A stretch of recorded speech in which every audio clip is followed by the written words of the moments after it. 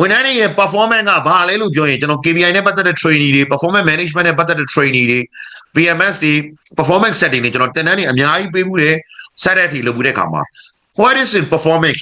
ကိုယ့်ရဲ့ဝန်ထမ်းအပေါ်မှာကျွန်တော်တို့ထားတဲ့ performance လို့ပြောရင်တချို့ business လုပ်ငန်းရှင်တွေ manager တွေကိုယ်တိုင်တည်တည်ချာချာလေး awareness မဖြစ်တာရှိကျွန်တော်တို့က performance လို့ပြောရင်ဒီကနေ့ခေတ်မှာတော့ရိုးရှင်းလွယ်ကူတဲ့စကားလုံးတစ်လုံးနဲ့ပြောမှာပေါ့စွမ်းဆောင်ရည်ဆိုတာရလက်ပဲတဲ့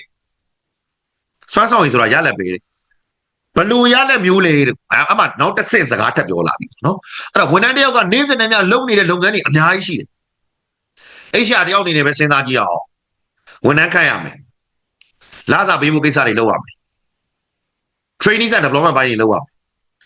compliance စီမင်းစည်းကမ်းတွေနဲ့ပတ်သက်ပြီးအဝင်ငွေကြကိုက်ညီမှုရှိအောင်လုပ်ရမယ်ဖွဲ့စည်းတဲ့မှာလည်းဝန်ထမ်းတွေ health safety နဲ့ပတ်သက်ပြီးတေချာလေးကိုင်တွယ်ရမယ်ဝန်ထမ်းတွေချင်းချင်းလဲ relationship ကောင်းအောင်လုပ်ရမယ်အာသာ daily အာသာလုပ်ရမယ်ဟာဒီအများကြီးရှိတယ်အဲ့တော့ကျွန်တော်တို့ကဝန်ထမ်းတဦးချင်းစီတိုင်းရဲ့ performance လို့ပြောရင်အဲ့ဒီဝန်ထမ်းတယောက်နေ့စဉ်နဲ့အများလုပ်နေရတဲ့တက်စီကအများကြီး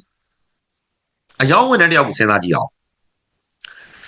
်ဈေးရောင်းယုံစေးတက်ကက်ထိယုံနဲ့မပြီးဘူးတဲ့သူလုပ်နေရတဲ့လို့ပါမနေ့ morning တဲ့ကသူကတကယ်လို့ပစ္စည်းတင်ပြီးရောင်းရတဲ့ FMCG မှာရောင်းရတဲ့လူဆိုရင်တော့ကားပေါ်ပစ္စည်းတင်ပြီးမြို့ထဲစရောင်းတဲ့စီစဉ်ရစမှာပေါ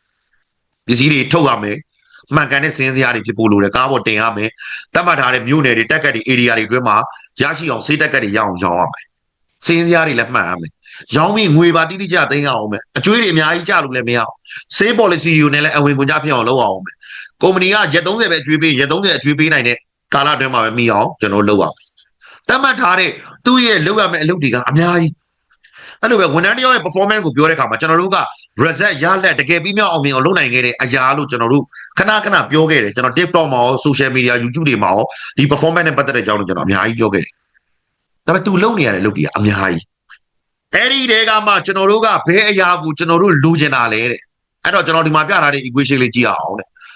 performance ဆိုတာတဲ့ကျွန်တော်တို့အဲ့ဒီဝန်ထမ်းပေါ်မှာမျှော်လင့်ထားတဲ့ expected result ဖြစ်တယ်တဲ့ကျွန်တော်တို့သူ့စီကဘာလိုချင်တာလဲသူ့စီကကျွန်တော်တို့မျှော်လင့်ထားတဲ့ expected results ကိုတဲ့သူတကယ်လုံနိုင်တဲ့ accurate results နဲ့ compare လုပ်ထားတာကို performance လို့ပြောတယ်အဲ့တော့ကျွန်တော်မေးခွန်းလေးကျွန်တော်မေးကြည့်မယ်ကိုယ့်ကိုစိတ်ထဲမှာဖြေကြည့်ပါဝန်ထမ်းတယောက်စီကကျွန်တော်တို့ဘာတွေမျှော်လင့်ထားလဲအယောင်ဝန်ထမ်းတယောက်စီကကျွန်တော်တို့မဖြစ်မနေလိုကိုလိုချင်တယ်ဆိုတဲ့အချက်၅ချက်စဉ်းစားကြည့်အိရှာဝန်ထမ်းတယောက်စီကကျွန်တော်တို့မဖြစ်မနေလိုချင်တယ်ဆိုတဲ့အချက်၅ချက်စဉ်းစားကြည့်မော်တော်မှာရင်မောင်းတယောက်အနေနဲ့ driver တယောက်အနေနဲ့မော်တော်ရင်မောင်းတဲ့လူတယောက်အနေနဲ့အဲ့ဒီရင်မောင်းပေါ်မှာကျွန်တော်တို့လိုချင်တဲ့အချက်၅ချက်လောက်အရေးကြီးတဲ့အချက်၅ချက်လောက်စဉ်းစားကြည့်စင်းနေကြိုင်တွယ်ပေးနေရတဲ့လူပေါ်မှာကျွန်တော်တို့လိုချင်တဲ့အချက်၅ချက်လောက်စဉ်းစားကြည့်အဲ့ဒီအရာတွေကကျွန်တော်တို့ရဲ့ expected results ပဲတခုတည်းမဟုတ်အများကြီးရှိနေတယ်အဲ့ဒီကမှပိုအရေးကြီးတဲ့အချက်တွေကိုကျွန်တော်တို့ expected ဖြစ်တယ်အဲ့ဒါကိုကျွန်တော်တို့က expected result လို့ပြောတယ်ကျွန်တော်ဒီဝန်ထမ်းပေါ်မှာကျွန်တော်ဒါတွေလိုချင်တယ်ဥပမာဗျာ sales ဝန်ထမ်းတယောက်စီကဆိုအယောင်တက်ကထိဖို့လို့ customer အသစ်တွေရှာဖို့လို့ customer ဟောင်းတွေထိန်းသိမ်းနိုင်ဖို့လို့เนาะအကျွေးတွေကိုတက်မှတ်တဲ့ရက်အတွင်းမှာပြန်လဲကောက်ခံနိုင်ဖို့လို့တတ်မှတ်ထားတဲ့ sales policy အတွင်းမှာဈေးရောင်းနိုင်ဖို့ sales policy ကို break မဖြစ်ဖို့လို့ဒါတွေကျွန်တော်မျှော်လင့်တာပေါ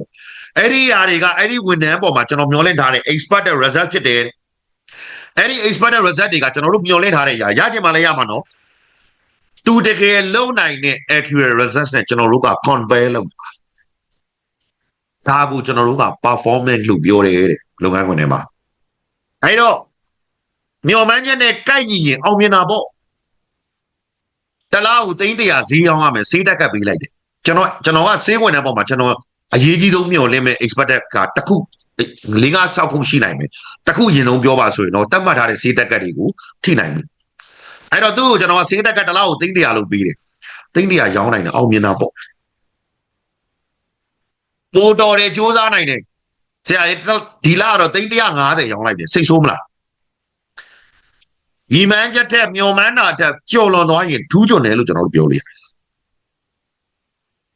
်နောက်ဆုံးတစ်ခုမျော်မှန်းထားတဲ့အတိုင်းမဖြစ်သေးရင်တော့တိုးတောင်လုပ်ဖို့လိုနေပြီဒါလေးကျွန်တော်တို့နားလည်ဖို့လိုပါတယ်အဲ့တော့ရှင်းမပြောခဲ့တာက business performance ကိုဘယ်လို measurement လုပ်မလဲ business performance ဆိုတာဘာလဲဆိုတော့6ခုကျွန်တော်တို့ဆွေးနွေးခဲ့ဒါလက်ရှိကျွန်တော်တို့ ဝန်ထမ်းတယောက်ချင်းစီတိုင်းရဲ့ performance ကိုကျွန်တော်တို့ပြောရင်အဲ့ဒီဝန်ထမ်းတွေရဲ့ performance ကကျွန်တော်တို့မျှော်လင့်ထားတဲ့ expected result ဖြစ်တယ်အဲ့ဒီ result ကိုသူတကယ်လုပ်နိုင်တဲ့ accurate result နဲ့ကျွန်တော်တို့တိုင်းတာတယ် okay မိတာလုပ်နိုင် okay တယ်လို့ပြောတယ်အဲ့တော့ဖွဲ့စည်းက